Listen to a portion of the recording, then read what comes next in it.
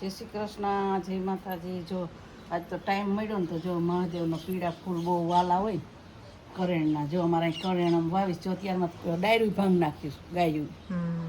અમારે કેવડી થઈ ગઈ કાપડ ભાંગી જ નાખે. જો અમારા કણિયરમાં એવા ફૂલો સરસ ઉકળે છે. તમને કીધું જ તું કાલે રુદ્રાક્ષ મેં લીધા, બીલીપત્ર પછી કોણ કયા લેવા જાવ તો જો મેં કીધું ફૂલ તો અર્પણ કરી દઈએ મહાદેવને અને ગુલાબ તોડીને ચડાવી દઈએ, બરોબર. તો મહાદેવને જો ત્યારમાં જો ચડાવી દીધું ફૂલ, પાણી લેતી આવું થોડું. નહીં હોય ચાલો તો હવે એ નીચે નાનો રાખ્યો તો ક્યાં મૂક્યો, અમારે સીલું ક્યાંક મૂકી દીધું.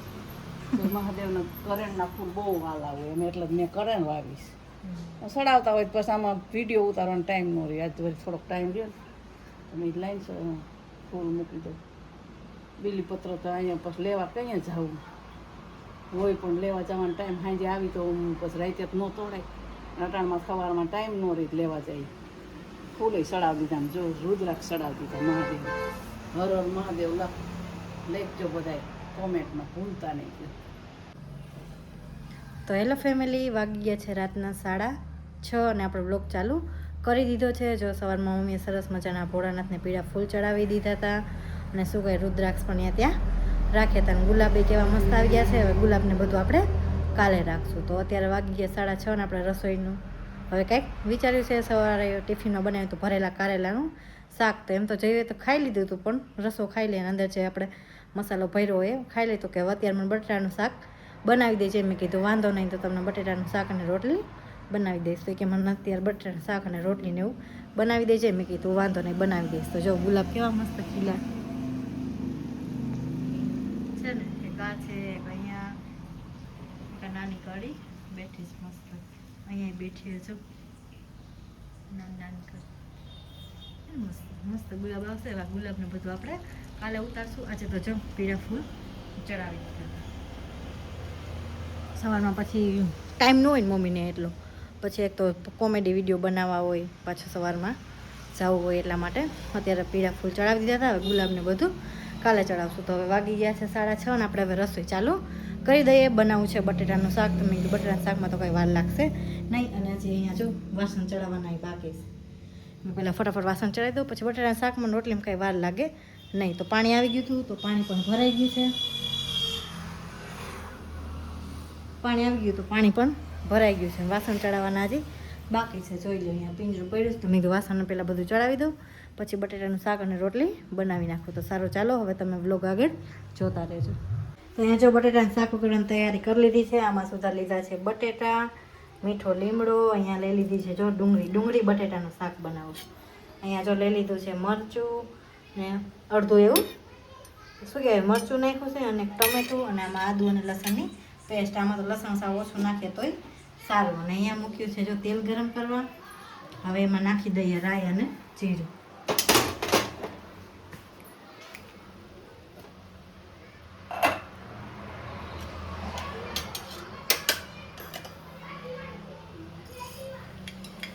તો રાઈ ફૂટી જાય પછી આપણે નાખી દઈએ બટેટા.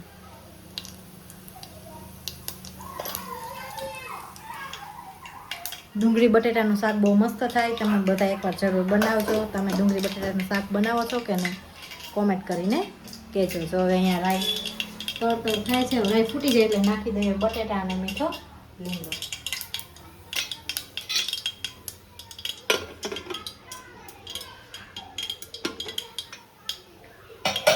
તો જો રાઈ ફૂટી ગઈ છે, તો હવે નાખી દઈએ બટેટા.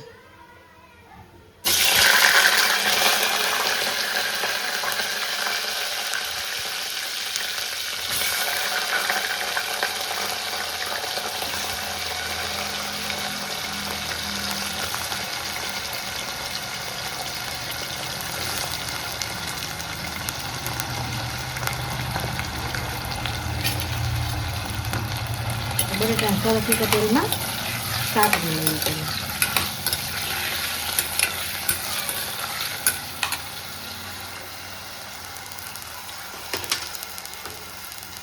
એટલે બટેટાને સરસ રીતે તેલમાં સાતરી લેવાના, પછી નાખી દેવાના ડુંગળીને. બટેટા સતરાઈ ગયા છે, તો હવે નાખી દઈએ ડુંગળી એક ડુંગળી મેં અહીંયા સુધારી દીધી છે. હાર જ નાખી દઈએ ટમેટા અને મરચ. સરસ રીતે બધું તેલમાં ખાવા દે. ડુંગળી બટેટાનું શાક બહુ મસ્ત થાય.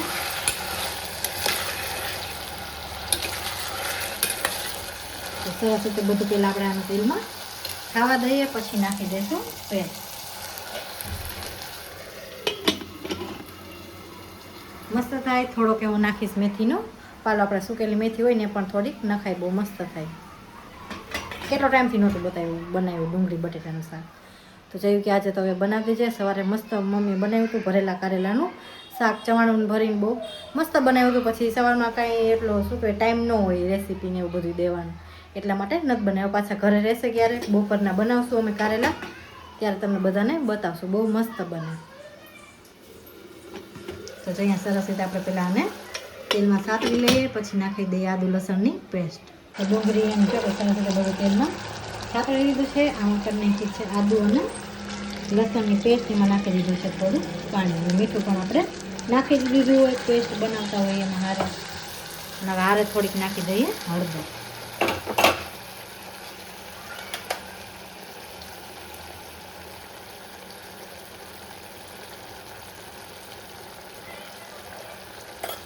તો સરસ રીતે બધું મિક્સ કરી નાખ. હારે હળદર નાખી દેવાય, જેથી કરીને બટેટામાં એકદમ સરસ રીતે બેસી જાય.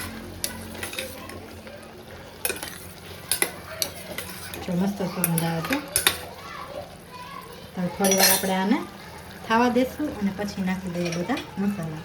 મસાલા એટલે કે હિંગ નાખી દઈએ અને ધાણા જીરું નાખી દઈએ અને થોડીક એવી ચટણી નાખી દઈએ. પછી ફ્રીજમાંથી કાઢીને મેથી, સુકેલી મેથીનો પાલો બહુ મસ્ત થાય. તો તમે બધા કેવી રીતે બનાવો ડુંગળી બટેટાનું શાક કોમેન્ટ કરીને કહેજો. તો હવે ફ્રીજમાંથી હું કાઢી લઉં મેથીનો પાલો. હજી અમારે કેટલી મેથી પડી છે, આખો ડબ્બો પડ્યો છે.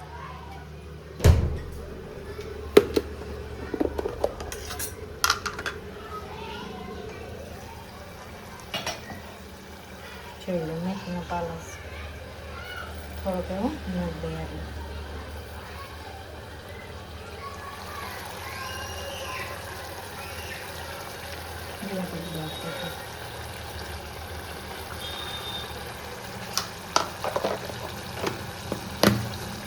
ગેસની ચેસ્ટ કરી નાખું ધીમો અને હવે નાખી દઉં ધાણા જીરું ચટણી. તો પહેલાં તો નાખી હિંગ,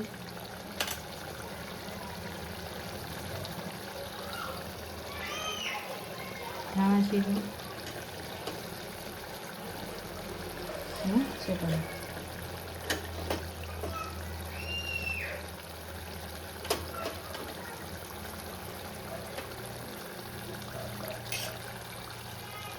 પાણી તો આપણે થોડું પહેલાં જ નાખી દીધું હતું, એટલે નાખવાની કાંઈ અત્યારે જરૂર નથી. વઘારને એકદમ મસ્ત રીતે પાકી જવા દઈએ પહેલાં, પછી જોઈએ એટલું પાણી નાખી દઈએ. બહુ રસો ન કરવો હોય તો આપણે થોડુંક જ પાણી નાખીએ. જોઈ લો કેવું દેખાય છે બટેટાનું શાક.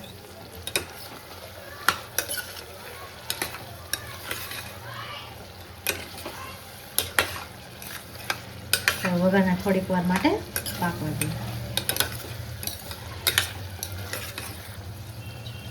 ને મસ્ત હળદર નાખી દેવાય. બટેટાના શાકમાં હળદર વધારે જ નાખાય એટલે મસ્ત શાક થાય.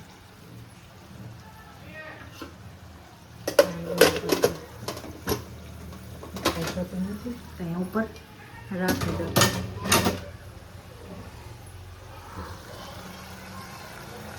તો અહીંયા જો સરસ રીતે વઘારને એકદમ પાકવા દેવાનું.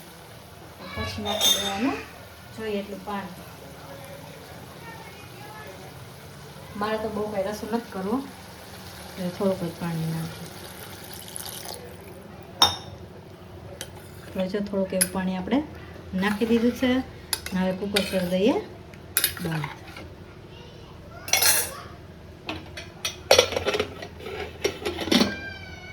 તો સરસ મજાનું બટેટાનું શાક તો વઘારી નાખ્યું છે. આવી રીતે હું બનાવું. તમે બધા કેવી રીતે બનાવો એ કોમેન્ટ કરીને કહેજો. તો હવે 3-4 સીટી થઈ જાય પછી જોઈ લઉં, પછી તમને બધાને બતાવું. તો તમે બધા વ્લોગ આગળ જોતા રહેજો. હાલો જો બધા વારું કરો. જો ઘઉંની રોટલી, બટેટાનું શાક, ઠંડી ઠંડી છાશ. તમારે બધાને વારું પાણી કરવા હોય તો પૂગ્યા હોય. અમારા વિડીયો સારા લાગતા હોય ને તો લાઈક શેર ને સબસ્ક્રાઈબ કરવાનું ભૂલતા.